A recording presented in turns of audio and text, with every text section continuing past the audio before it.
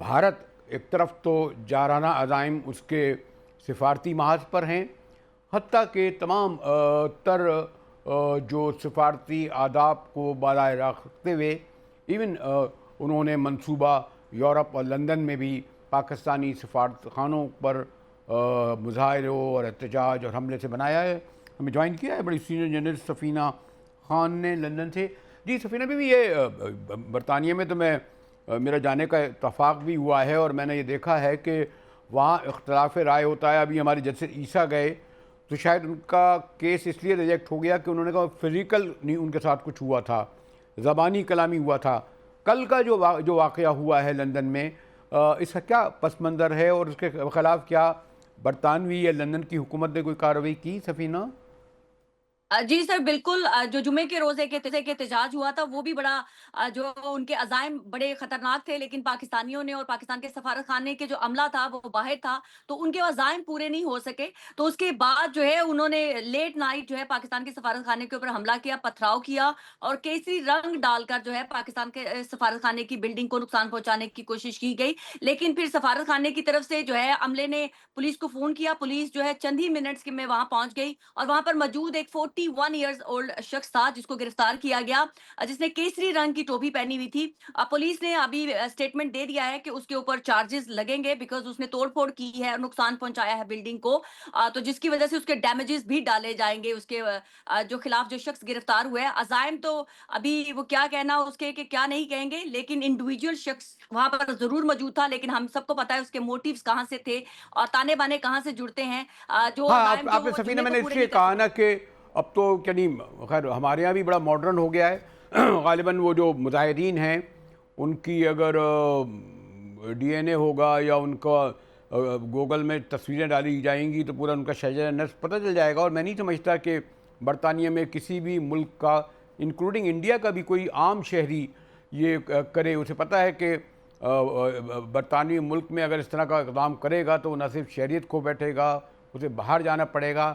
इसलिए ग़ालिबन मैं भी कोई इल्ज़ाम नहीं लगा रहा, मख़सूस अज़ाइम के हामिल उनके कुछ मख़सूस अनासिर ही होंगे ना जिन्होंने ये सब कुछ किया होगा सफ़ीना। बिल्कुल सर, आप दुरुस्त कह रहे हैं। मैं यही तो कह रही हूँ कि वो कोई इंडिविजुअल को पगला शख्स तो था नहीं जो जहाँ वहाँ पर चला गया और उसने पथराव करके सफारतखाने की बिल्डिंग को जो है तोड़-फोड़ करके नुकसान पहुँचाया, केसरी रंग डाला। यही मैं कह रही हूँ, हमें पता है कि इसके पीछे अज़ाइम किनके थे और मोटिव्स किसके पूरे किए गए। सैटिस्फैक्शन किसकी, नफ़रत को जो है आग बुझाने की कोशिश की गई, वो हम सब समझते हैं।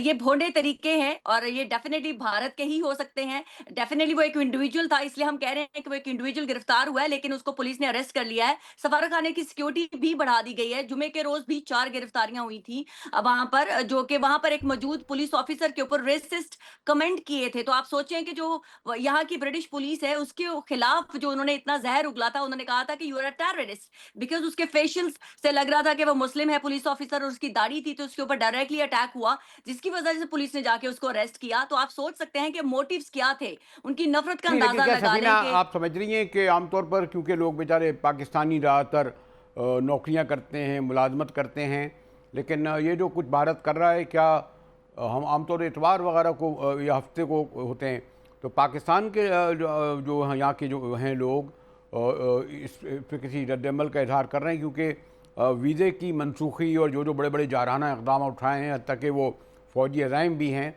और हज़ारों ऐसे आपके ब्रिटेन, अमेरिका, यूरोप में पाकिस्तानी हैं जिनके दादा, नाना, भाई, भांजे, भतीजे, शादी, गम और इलाज ये होता है। तो उनको फिर उसके बाद बड़ी दिक्कतें होंगी। यानी अगर ब्रिटिश पासपोर्ट भी हुआ तो तब भी ग़ालिबन वो नहीं हिंदुस्तान में दाखिल हो सकेंगे। जी, आप बिल्कुल दुरुस्त कह रहे हैं सर। उस दिन भी जो लोग वहाँ पर मौजूद थे, इवन डोमिनीज़, मैं नाम ले सकती हूँ, एक पिज़्ज़ा फ्रेंचाइज़ है, जिसका यूनिफ़ॉर्म पहने हुए प्रोटेस्टर्स वहाँ मौजूद थे।